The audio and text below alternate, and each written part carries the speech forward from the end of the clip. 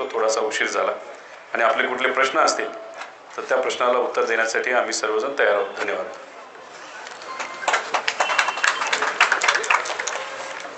पवार साहेबांनी काल एक स्टेटमेंट असं केलं की महाराष्ट्राचा मणिपूर होण्याचं धोका आहे. हे त्यांना काय अभिप्रेत आहे, याचं नक्की काय सुचवायचं?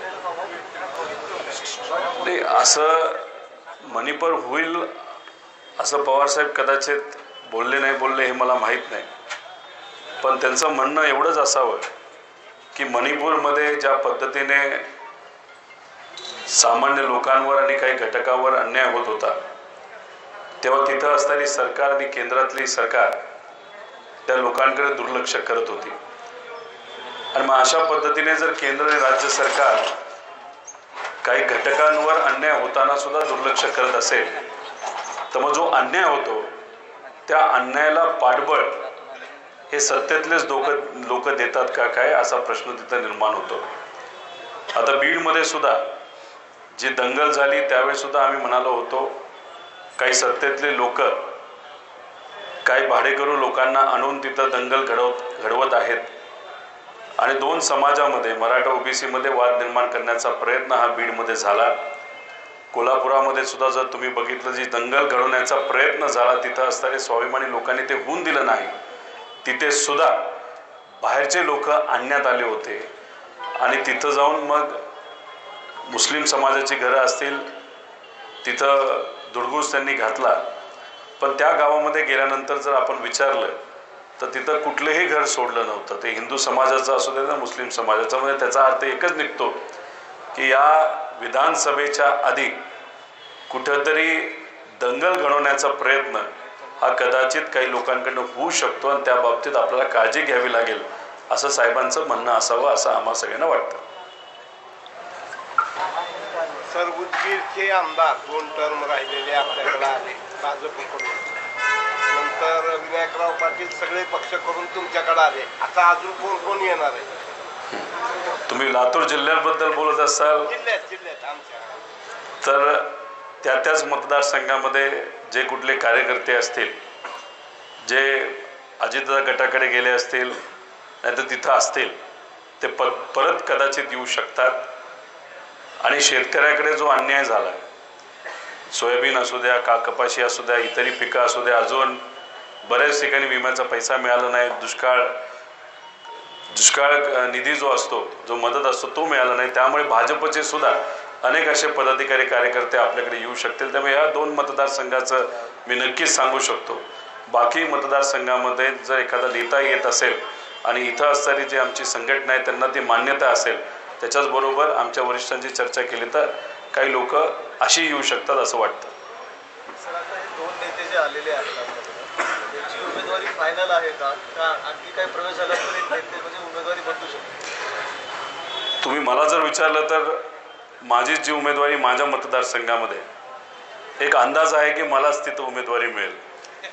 पण इलेक्शनच्या आधी जी उमेदवारी असते ते असंच कुणी डिक्लेअर करत नसतं, वरिष्ठ डिक्लेअर करत असतात. पण आता अशा काळामध्ये महाराष्ट्राच्या हितासाठी आणि परिसरातल्या लोकांच्या हितासाठी ही मंडळी जे अनुभवी आहेत, पूर्वी आमदार म्हणून राहिलेले आहेत, मंत्री म्हणून राहिलेले आहेत, अशी लोक आपल्याबरोबर आले असतील तर नक्कीच येत्या काळामध्ये ते 2 मतदारसंघ आहे ते लढत असताना यांचा रोल असेल, म्हणजे ते उमेदवार म्हणून असण्याची शक्यता नक्कीच जास्त आहे. शेवटी जयंत पाटील साहेब डिक्लेअर करतील. पण तिथं आता या दोन्ही मतदारसंघामध्ये हे दोन्ही नेते हे सर्वात ताकदवार नेते आमच्या बाजूने आहेत. त्यामुळे आमची ताकदसुद्धा या दोन्ही नेत्यांच्या पाठीमागे नक्कीच असेल. येत्या काळामध्ये दुसऱ्या मतदारसंघामध्ये आपल्याला काय करायचं आहे हे इथं असणारे जे सर्व आमचे पदाधिकारी आहेत त्यांच्याशी संवाद साधून वरिष्ठ हे योग्य असा निर्णय घेतील असं मला इथं नमूद करायचं आहे.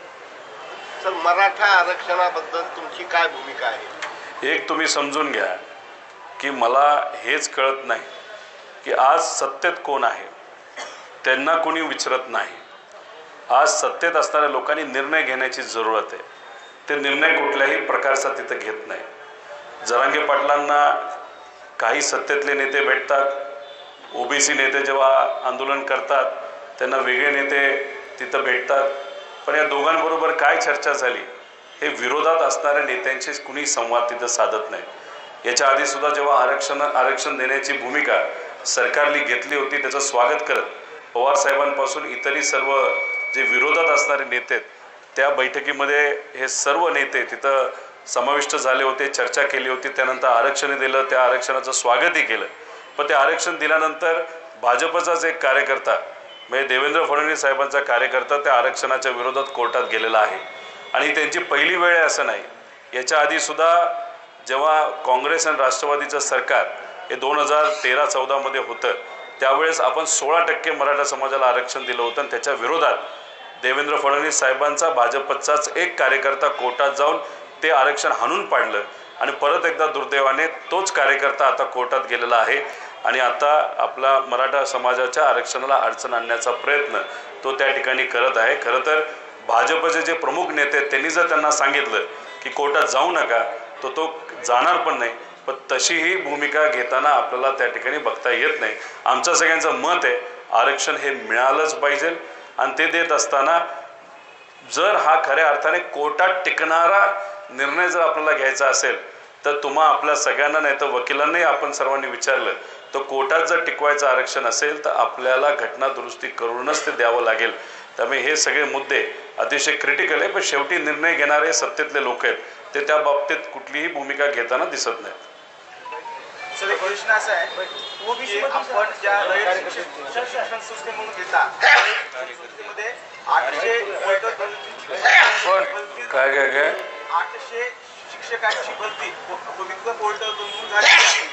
आपल्या संस्थेने त्यांना अजून नियुक्त्या दिलेल्या नाही आणि तसेच म्हणजे जिल्हा परिषदला त्यांची नियुक्ती झालेली आहे तर ती नियुक्ती आपण संचालक असलेल्या आपली संस्था म्हणजे रयत बद्दल बोलत असतो. रयतचा विषय एवढाच झालाय जो मला कळलेला आहे की पूर्वी काही तिथं लोक तात्पुरत्या बेसिसवर तिथं काम करत होते आणि तिथं समायोजन व्हावं याचे अनेक लोक प्रयत्न करत होते. काही लोक कोर्टात गेले होते, काही लोक गेले नव्हते. जे कोर्टात गेले होते त्यांना न्याय तिथं मिळालं आणि मग दुसऱ्यांची चर्चा करत असतानाच तिथं आता पवित्र पोर्टलच्या माध्यमातून भरती ही राज्य सरकारकडनं तिथं सुरू झाली आणि मग त्याच्यामध्ये जे काही 800-900 नवीन मुलं मुली आहेत ज्यांची भरती हे पवित्र पोर्टलच्या माध्यमातून झाली.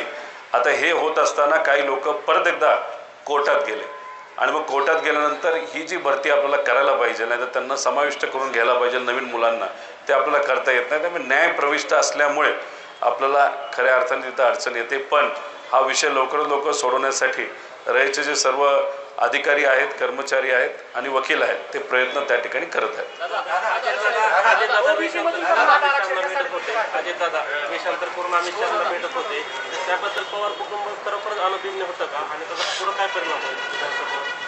आता शेवटी जे झालं तर दादांनी त्या ठिकाणी निर्णय घेतला.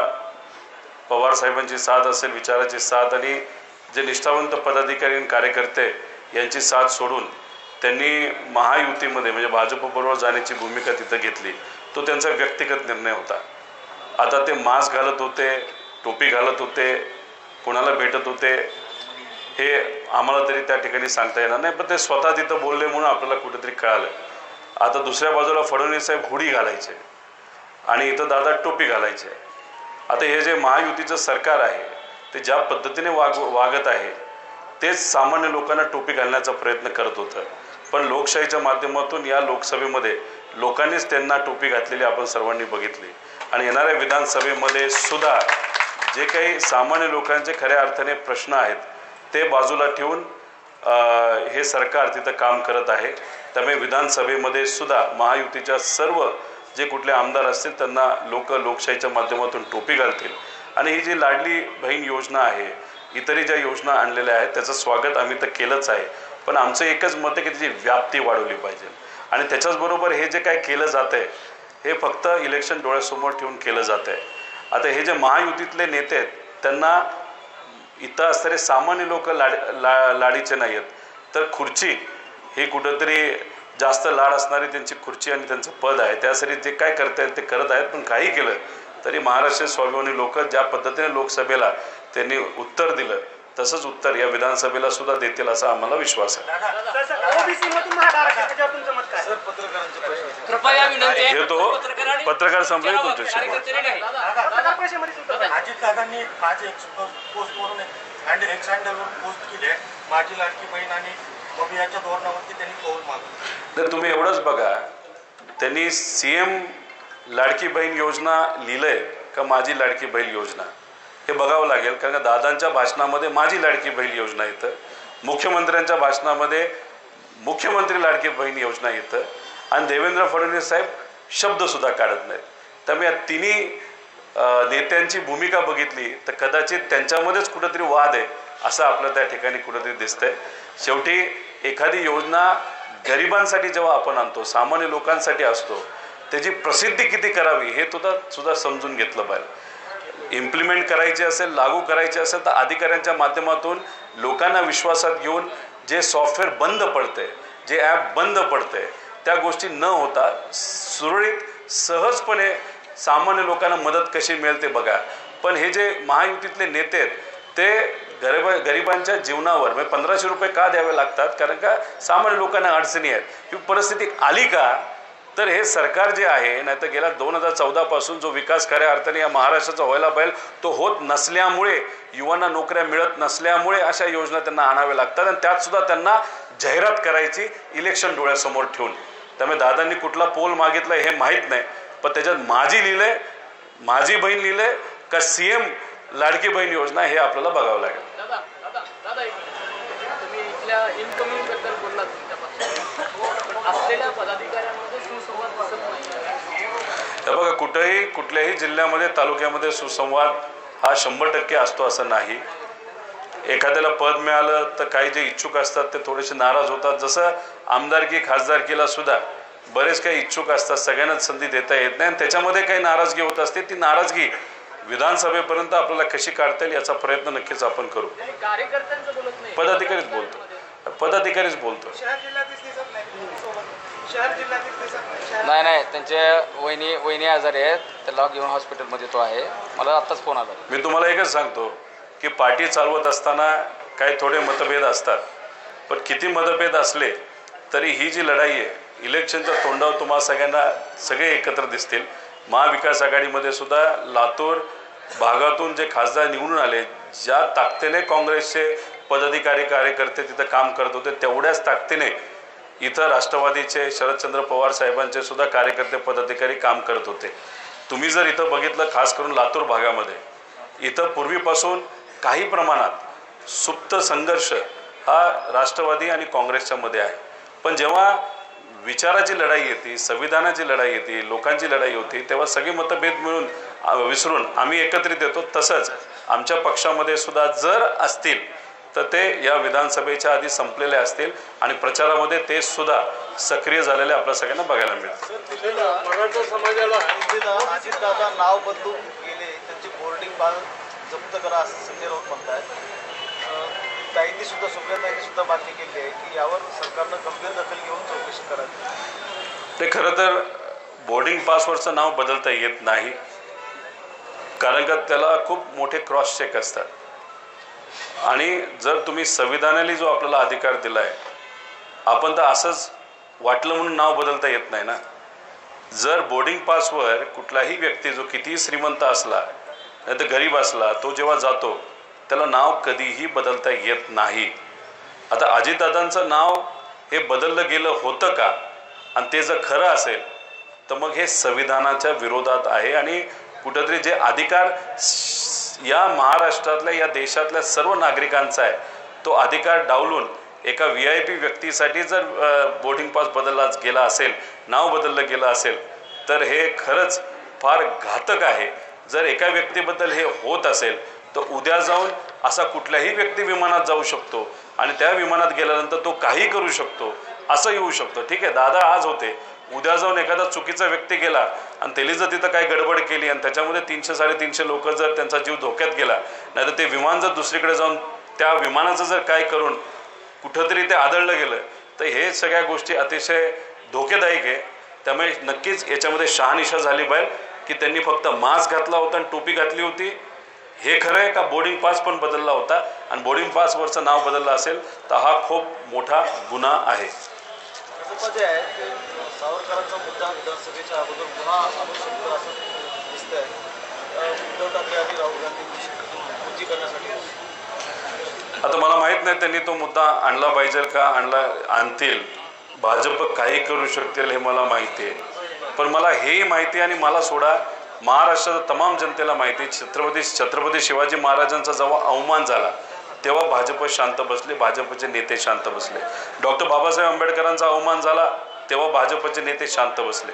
तुकोबारायांचा अवमान झाला तेव्हा भाजपचे नेते तिथं शांत बसले. महात्मा फुलेंचा अवमान झाला तेव्हा तिथं भाजपचे नेते तिथं शांत बसले. त्याच्याचबरोबर कर्मवीर भाऊराव अण्णा ज्यांनी रयत शिक्षण संस्था चालली त्यांचा अवमान झाला तेव्हा भाजपचे नेते हे शांत बसले. आणि मग सावरकरांचा जेव्हा विषय येतो तेव्हाच तुम्ही आक्रमक होता. मग तुम्हाला फक्त सावरकरच पाहिजे आणि बाकीचे नको हे असेल तर भाजपने स्पष्टपणे सामान्य लोकांना ते सांगावं आणि तेवढं जर धाडस असेल तर बघूया भाजपचं काय होतंय. मराठा आरक्षण ओबीसी मधून द्यावं अशी जरांगे पाटलांची भूमिका आहे. आपल्या पक्षाची स्पष्ट भूमिका काय आहे?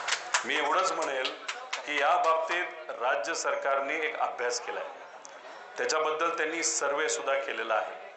त्या अनुषंगानेच अनेक लोकांना हे ओबीसी सर्टिफिकेट देण्याचा तिथं प्रयत्न झाला, फक्त त्याची व्हॅलिडिटी तिथं झाली नाही. त्यामुळे आमचं एकच मत आहे की तो जो सर्वे तो आमच्यातले काही लोक मागत आहेत, आम्हाला तो समजून घ्यायचा आहे की एक्झॅक्टली कसं काय आणि काय तो फक्त आपल्याला समजून घेऊन त्याच्या बाबतीत काय आपल्याला करता येईल का हे नक्कीच त्याच्यामध्ये बघितलं गेलं पाहिजे.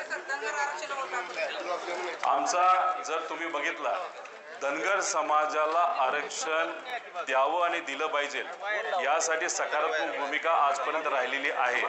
दिल्लीमध्ये सुद्धा पार्लमेंटमध्ये सुप्रियाताईंनी हा मुद्दा अनेक वेळा मांडलेला आहे. त्याच्याचबरोबर राज्यात सुद्धा हा मुद्दा आम्ही सर्वांनी मांडलेला आहे. त्याच्याचबरोबर आदरणीय पवार साहेबांनीच पुढाकार घेऊन विजयंतीमध्ये धनगर समाजाला तिथं आणण्याचा प्रयत्न केला, यश पण मिळालं. पण जो काही आता नवीन आरक्षणाची मागणी आहे त्याला नक्कीच आमचा सगळ्यांचा पाठिंबा आहे.